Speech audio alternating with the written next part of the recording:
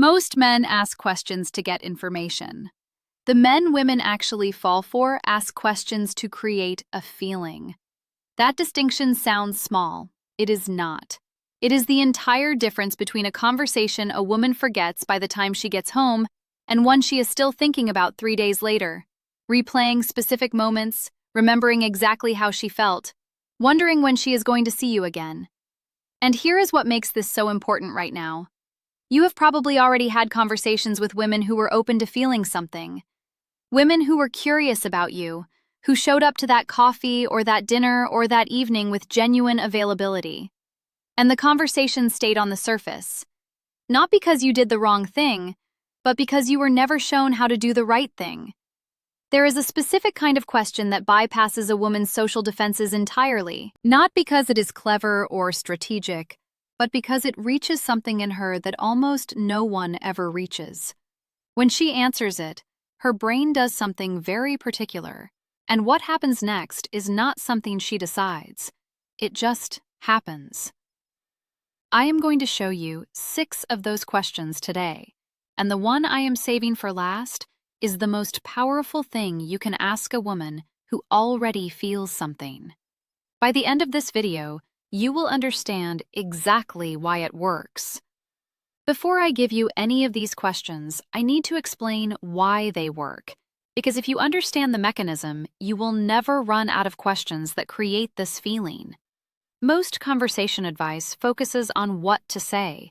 Be interesting, be funny, tell good stories. And none of that is wrong exactly, but it points in the wrong direction. Because attraction, in women especially, is not primarily created by what you say. It is created by how she feels when she is talking to you. There is a branch of psychology that studies something called felt understanding, the subjective experience of being genuinely known by another person. Research consistently shows that felt understanding is one of the most powerful emotional experiences available to human beings. It activates the same neural pathways as physical warmth. It lowers cortisol. It creates a sense of safety that the brain immediately associates with the person who produced it. Most people go through entire relationships without experiencing real felt understanding, which means when someone creates it, even briefly, even in a single conversation, the emotional impact is disproportionately large. A question is a door. A generic question, what do you do, where are you from, have you been here before, opens a door into the performed self, the version of herself she has described 100 times to people who were only half listening. But a question that reaches past that layer opens a door into the real self. And the person who opens that door is immediately different from everyone else in her recent memory. This is not manipulation. You are not tricking her into feeling something false. You are creating the conditions for something true to emerge. And that is exactly what the questions I am about to share are designed to do. Now that you understand what is happening beneath the surface of a conversation, the first question makes complete sense, and you will probably be surprised by how simple it is. The first question is the one you would least expect, and the reason it works is precisely because she least expects it too. Think about how most early conversations with a woman actually go. You ask about her job, she asks about yours. You talk about where you live, where you grew up, maybe what you did last weekend. It is not bad conversation. It is just conversation that could happen between any two people who just met. It has no texture. It reveals nothing that matters. The unexpected preference question breaks this pattern in a very specific way. Instead of asking about her life circumstances, the facts, it asks about her interior response to something specific and slightly surprising. Not, what kind of music do you like, but something more particular. What is the one meal she would eat every day if calories did not exist? Which decade she thinks she actually belongs in and why? What she would do with a completely free Saturday if no one knew about it and she had to keep it entirely to herself. These questions work because they are specific enough to require a real answer. A general question, what are your hobbies, what do you like to do, can be answered with a rehearsed version of herself. A specific preference question cannot. She actually has to think. And in that moment of thinking, something shifts. She stops performing the social version of herself and starts accessing the real one. You might be thinking, isn't that a little random? Won't it seem strange to ask something like that out of nowhere? And the answer is, only if you ask it awkwardly. The framing matters. A slight smile and genuine curiosity in your voice make almost any unexpected question feel like an invitation rather than an interrogation. The specificity of what you ask signals that you are genuinely curious about who she actually is, not just gathering biographical data. She feels that difference immediately, even if she cannot name it. But a question about preference only opens the door. The next question is what pulls her through it, because it asks her to go somewhere most people never invite her to go. This is the question that creates what I would describe as instant emotional intimacy. Not because it is deep, but because of where it takes her the moment she answers it. Memory is not just storage. When a human being retrieves a warm memory, a genuinely positive moment from their past, the brain does not simply play it back like a recording. It re-experiences it. The same emotional centers that fired during the original event fire again during the recall. The warmth is real. The feeling is present tense, even though the event is years in the past. When you ask a woman about a specific positive memory from her childhood, framed correctly at the right moment, you are not just learning something about her history. You are activating a genuine emotional experience in her, in real time, while she is sitting across from you. And your face is the last thing she saw before she went there. The framing matters enormously here. You are not asking her to analyze her childhood or reflect on her upbringing in any heavy way. You are asking something warm and specific. What is the best summer she can remember before she turned 12, and what made it feel that way? What is the earliest memory she has of feeling completely free? What is something she loved doing as a kid that she has never found the adult equivalent of? The question pulls her into a memory that feels safe and good, and she emerges from it slightly warmer, slightly more open, and in some way she cannot quite explain, more connected to the person she was talking to when she left. Of course, timing is everything. This question asked in the first 5 minutes of a first meeting feels intrusive. Asked after 20 minutes of genuine back and forth, when the conversation has already established some warmth, it lands perfectly. Read the moment. If she is relaxed and engaged, the door is open. The mistake most men make with this question is following it up too quickly with another question, which breaks the spell. After she answers, let it breathe. Respond to what she actually said, not with analysis but with genuine reaction. That is the moment the connection deepens. Memory pulls her backward into warmth, but the next question does something different. It pulls her forward into possibility, and that is where attraction lives at its most powerful. Every woman is living two lives simultaneously, the one she is in right now, and the one she is quietly building toward. This question asks about the second one. There is a concept in psychology called identity-level conversation, discussion that engages not just what a person does or has done, but who they understand themselves to be and who they are in the process of becoming. Most social conversation never reaches this level. It stays at the surface of facts, opinions, and shared experiences. Identity-level conversation is rarer, and its emotional impact is significantly larger. When you ask a woman about the version of herself she is moving toward, not in a self-help framing, but in a genuinely curious one, you are doing something almost no one does. You are signaling that you see her as a full, evolving person, not a fixed set of traits and facts. That signal is felt immediately and deeply. The question itself can take several forms. What is something she is working on becoming better at, not professionally but personally, something that matters to her even if no one else knows she is working on it? What is a version of her life she has imagined but never said out loud?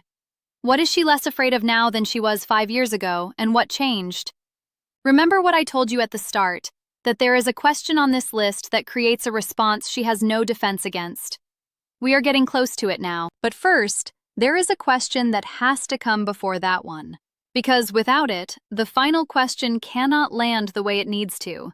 You might be wondering, won't a question like this feel too heavy, too serious, too much like a therapy session rather than a conversation? And this is worth addressing directly, because it is the objection that stops most men from going here. The answer is no, but only if your energy is curiosity, not intensity. The question is light. Your interest in her answer is genuine. You are not probing, you are inviting. That distinction is everything. The men who are remembered, the ones she talks about to her friends afterward, are the ones who made her feel seen at this level. Not flattered, not impressed, seen. Asking about her future self shows you see her depth. But the next question does something more subtle and in some ways more powerful, because it makes her feel safe enough to be honest with you. This question is less about what you ask and more about how you ask it. And the difference it makes is something she will feel immediately, even if she cannot name it. Women are exquisitely sensitive to emotional pressure in conversation, more sensitive than most men realize. When someone asks a question that carries an implicit expectation of a certain kind of answer, or that feels like it is probing for access she has not offered, her social defenses engage automatically. She gives a surface answer. She stays behind the glass. The permission question works by doing the opposite of all of that. It removes pressure at the exact moment she might expect it to increase. It sounds something like, "You do not have to go here if you do not want to, but I am curious what you actually think about this," not the version you would tell most people. Or, "This might be a strange thing to ask, and honestly, you can ignore it completely. But what is the thing about your life right now that feels most unresolved?" What happens when you ask this way is almost counterintuitive. By explicitly giving her permission not to answer, you make her want to answer. The brain interprets the removal of pressure as safety. And safety, for women in conversation, is the prerequisite for genuine openness. This is what researchers who study interpersonal communication describe as the paradox of invitation. The more freely you offer someone the option to stay closed, the more likely they are to open. You are not manipulating her. You are genuinely meaning it when you give her the choice, and she can feel that you mean it, which is exactly why it works. The common mistake here is using the framing as a technique, saying the words but carrying the energy of someone who expects a certain answer. She will feel the incongruence. The permission has to be real. You have to actually be okay with her saying nothing. When you are, she rarely does. Safety makes her open, but the next question takes that openness and turns it into something she will be thinking about long after the conversation ends. There is something every woman carries that almost no one ever asks about. Not because they do not care, but because they do not know how to reach it. Every person has what I would call a quiet passion. Something they care about deeply that exists beneath the layer of their public identity. Not their job, not their hobbies as they would list them on a dating profile. Something that lives in the interior. A cause, a craft, a curiosity, a way of seeing the world that has never quite found its full expression. For most women, this part of themselves almost never comes up in early conversation with a man. Not because she is hiding it, but because no one asks in a way that reaches it. The questions stay practical, they stay biographical. They stay in the territory of what she does rather than what she is made of. The quiet passion question sounds something like, if you woke up tomorrow and the practical constraints of your life had somehow disappeared, the job, the obligations, the expectations, what would you spend the next year doing? Or, what is something you care about that most people who know you would be surprised by? When she answers this question honestly, and she will if the permission question came before it and the conversation has the warmth it needs, she is showing you more than she shows most people. Not because you asked cleverly, but because you created the conditions where showing you felt safe and worth it.